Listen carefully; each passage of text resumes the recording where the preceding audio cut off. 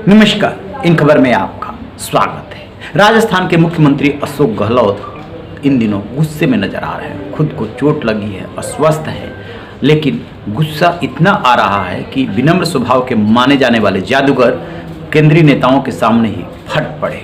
आखिरकार क्या वजह है कि उन्होंने अपने खास कभी रहे प्रताप सिंह खाचरियावास को बोल दिया कि फाउल खेलते हो, फालतू की बात करते हो। वहीं डांगी को यहाँ तक बोल दिया कि तीन बार हार गए, राज्यसभा भेजा और अब जो है इधर उधर की बातें कर रहे हो। क्या वजह रही होगी? तो आपको बताते हैं कि किसके लिए पहले क्या उन्होंने कहा, क्यों वो इतने गुस्से में लाल थे और फिर इसके पीछे की असली कहानी क्या है। प्रताप सिंह खाचरियावास से उन्होंने कहा कि बोलने की समझ नहीं है, फाउल खेलते हो। मेरी चलती तो मैं तुम्हें बाहर का रास्ता दिखा देता। राज्यसभा सांसद नीरज डांगी से उन्होंने कहा कि 3 बार टिकट दिया, हार गए, राज्यसभा भेजा, फिर टिकट के लिए घूम रहे हो, शर्म नहीं आती। रघु शर्मा जो कि काफ़ी वरिष्ठ नेता है, उनसे गरजते हुए सीएम बोले हैं कि जाति जनगणना की बात करते हो, राहुल गांधी से बात क्यों नहीं करते। केकड़ी को जिला बना दिए, वहाँ से वो चुनाव लड़ने वाले हैं, तो हालत सुधरी है, फिर भी खुश नहीं रहते। इस तरह श्रम मंत्री सुखराम बिश्नोई से सीएम ने कहा कि मुख्यमंत्री ने कहा कि आप चुनाव हार रहे थे, वो तो जिला बना, इसलिए स्थिति सुधरी है।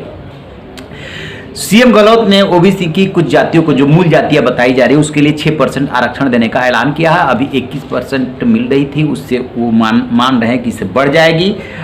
2 महीने का वक्त है, चुनाव आचार संहिता में आरक्षण मिलने जा रहा है भला, यानी कि आरक्षण तो अभी देना नहीं है। हमने तो किसी तरीके से एक संदेश देने की कोशिश की है, क्योंकि बीजेपी का जो वोट बैंक है वो ओबीसी है, इस वजह से मैंने ऐसा किया।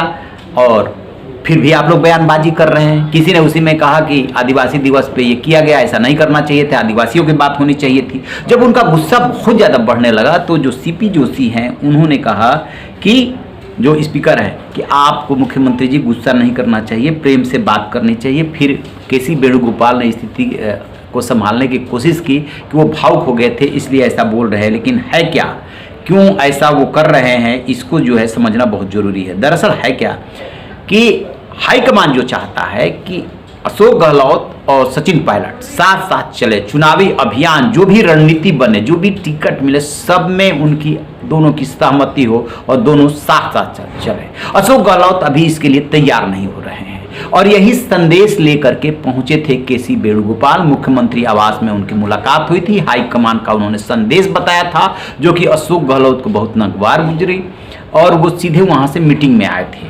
और इसी मीटिंग में वो जो है जो भी सामने पड़ा उस पर बरस पड़े, जो कि न तो किसी वेणुगोपाल को अच्छा लगा, न सीपी जोशी को अच्छा लगा, न सचिन पायलट को अच्छा लगा।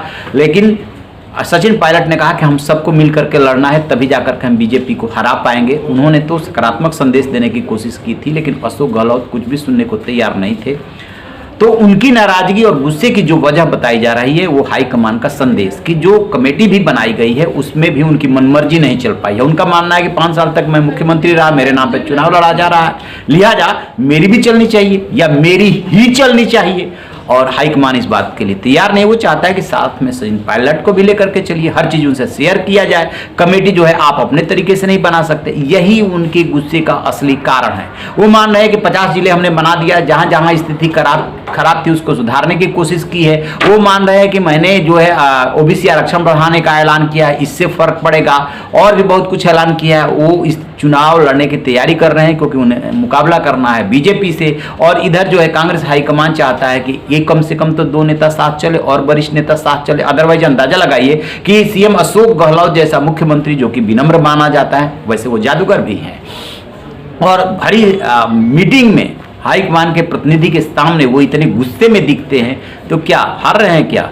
गुस्सा तभी आता है जब कहीं कुछ गड़बड़ दिखता है। ये तो बात तय मानिएगा, जो उन्होंने ऐलान किया है, जो खुद वो मीटिंग में बोले हैं कि मैंने तो संदेश देने की कोशिश की है क्योंकि बीजेपी के पाले से जो है ओबीसी को खींचना है, वो साफ साफ संकेत दे रहा है कि कहीं कुछ गड़बड़ है। स्थिति इतनी अच्छी नहीं है जितने की कांग्रेस समझ रही है, और कांग्रेस की सिर्फ चुनौती इतनी ही नहीं है कि बीजेपी से उसे लड़ना है, चुनौती ये भी है कि उसे कांग्रेस के अंदर भी लड़ना है। आमने सामने 2 नेता दिख रहे हैं, ये जो मिलन हुआ है वो दिल से थोड़े ही हुआ। देखते हैं कि अभी आगे आगे होता है क्या।